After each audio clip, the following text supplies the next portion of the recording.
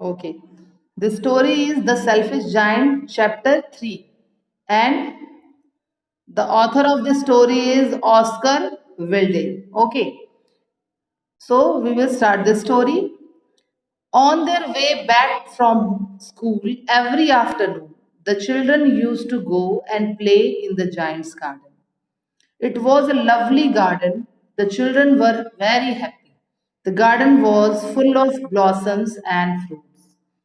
प्रतिदिन यानी रोज दोपहर को जब स्कूल खत्म हो जाते थे, स्कूल जब बच्चे ओवर हो जाता था स्कूल, तो बच्चे एक जायंट यानी एक राक्षस के बगीचे में जाकर के वो खेला करते थे। वो राक्षस के बगीचे में जाते थे और खेला करते थे। यह बहुत ही प्यारा सा बगीचा था। बच्चे बहुत प्रसन्न थे।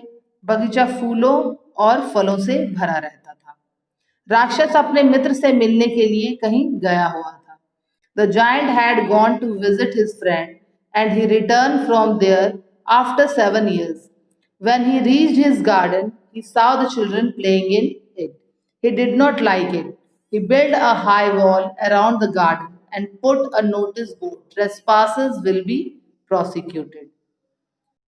जब जो जायंट था, राक्षस अपने मित्र से जो मिलने के लिए गया था, जब वो वापस लौट के आता है तो वो देखता है कि उसके बगीचे में तो बच्चे खेल रहे होते हैं। उसे पसंद नहीं आता। वह बगीचे के चारों ओर ऊंची दीवार बना देता है ताकि बच्चे उसके बगीचे में खेल ना पाए। और एक सूचना का पट जो होता है, सूचना पट्टी, एक नोटिस बोर्ड, वो टांग देता है और उसमें लिख देता है अनाधिकृत रूप से प्रवेश करने वालों को दंडित किया जाएगा। यानी जो बिना परमिशन के अंदर प्रवेश करेगा, मेरे गार्डन के अंदर आएगा, उसको दंड मिलेगा। After that day, the children were very sad. They had nowhere to play. They wandered round the garden wall. Then the spring came all over the country, but there was still winter in the giant's garden. उसके बाद बच्चे बहुत उदास रहने लगे।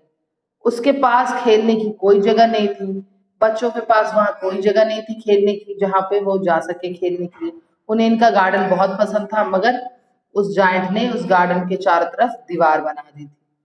वे बगीचे की दीवार के इर्द गिर्द घूमते रहते। तब सारे खेत देहात में वसंत ऋतु आ गई, लेकिन और जो राक्षस था उसके बगीचे में अभी ठंड का ही मौसम था, शीत ऋतु ही थी। उसके बगीचे में वसंत की ऋतु नहीं आई थी, सिर्फ बर्फ से ढकी हुई थी। There was snow and frost all around in garden. The garden looked white. Then the snow and the frost invited the north wind and the hail to the garden. The wind roared all the day about the garden. The hail rattled on the roof of the giant's castle for 3 hours daily. वहां जो था, जो giant था, जो राक्षस था, उसका garden जो था वो पूरी तरह से बर्फ से ढका हुआ था। बगीचा पूरा बर्फ के कारण सफेद नजर आता था। तब वह बर्फ और पाले ने बगीचे में उत्तरी पवन और ओलों को भी आमंत्रित किया। यानी वहां बहुत ठंडी हवाएं चल रही थी और ओले भी गिर रहे थे। पवन सारा दिन बगीचे में चलती रहती। ओले राक्षस के दुर्ग की छत पर प्रतिदिन घंटे तक शोर मचाते रहते और उन्होंने अधिकतर स्लेटों को तोड़ दिया था। यानी इतने बड़े बड़े ओले और पत्थर गिरते थे कि जो गार्डन की छत, वो उसकी छतें होंगी, उसकी स्लेटें जो थी उसको तोड़ दिया था। The wind roared all the day about the garden. The hail rattled on the roof of the giant's castle for 3 hours daily and broke most of the slates. The giant could not understand why the spring was late. There came no spring, no summer, and no autumn in the garden. But there was the winter all time. One day the giant lay awake in his bed. He heard some sweet music. It was the music of a little linnet. Suddenly, the hail and the wind stopped their activities. A delicious perfume came to him. He believed that the spring had come at last and he jumped out of his bed. फिर क्या हुआ? जो giant था, जो राक्षस था, वो अपने घर में लेटा हुआ था। राक्षस की समझ में नहीं आ रहा था कि बसंत उसके घर में क्यों नहीं आ रहा, उसके गार्डन में बसंत का आगमन इतनी देर से क्यों हो रहा है।